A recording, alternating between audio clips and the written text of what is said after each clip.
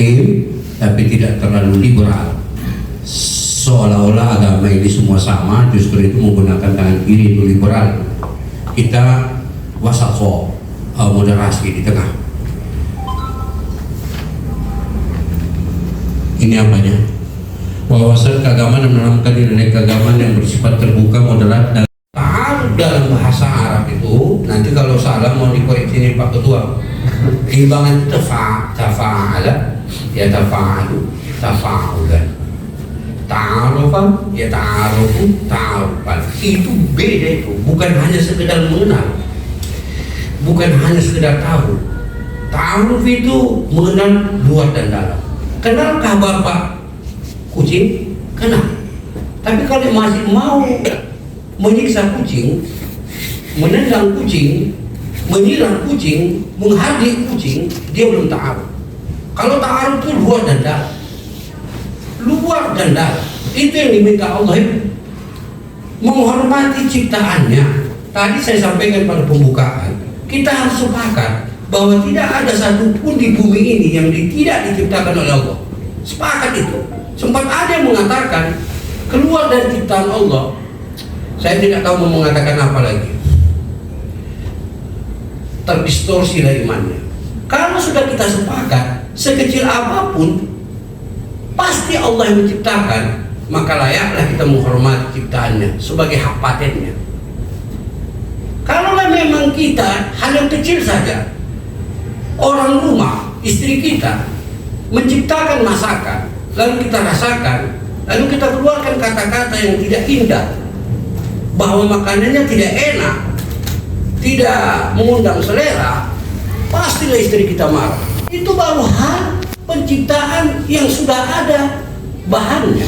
Bagaimana Allah ketika kita tidak menghargai ciptaannya? Itu kata kunci. Jadi kita semua ini adalah ciptaan Allah. Sepakat itu. Kalau masalah lari untuk dijawab, lari.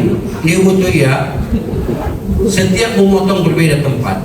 Kalau misalnya kita memotong kayu, oke lah, pakai kapak. Tapi kalau hanya memotong kumis, nggak usah pakai kapak, pakailah silet dan lain-lain sebagainya.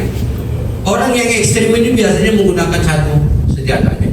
Semua haram, semua bid'ah, semua sesat, semua tuh. Kita biasanya dulu kalau dulu 4 orang di kedai kopi, masing-masing yang 4 akan berdiskusi dengan tema-tema yang berbeda. Boleh jadi 2 orang dengan tema yang beda, 2 orang dengan tema yang beda. Sekarang interaksi 4 orang, jangankan 4, 10 orang dalam satu kedai bisa nggak cakapan. Masing-masing megang HP. Bukan menyindir ini, bukan itu aja. Interaksi kita udah nggak ada lagi. Kalau dulu kita harus datangi ketika kita visit atau mengunjungi keluarga kita pas di hari Natal, di hari raya. Sekarang udah tinggalin aja pakai video call. Apa kabar Ma? Aku nggak bisa datang. Itu efek dari kemajuan 4.0. Mungkin sudah 5.0 dan 5.0. Ini harus kita antisipasi. Nggak bisa kita bantah lagi. Udah kayak gitu. Ya aku pun menjelaskan tuh pakai gini lagi, bukan lagi ceramah aja. Ini kan kemajuan digital. Paling tidak kalau ada yang lupa nanti bisa Pak fotokopinya, bisa.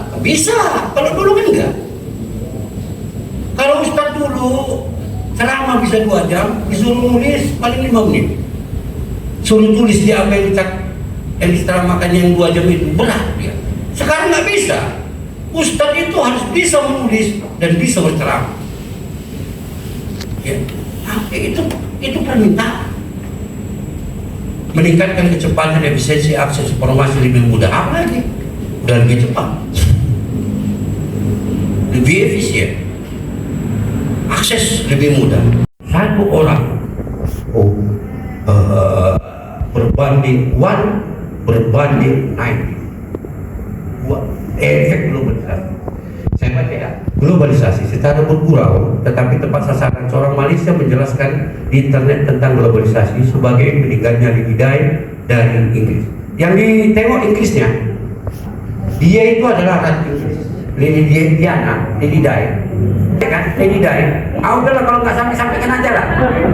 Dia tuh orang Inggris, meninggal dia. Oke. Diana, seorang putri Inggris. Ini Inggrisnya dulu satu.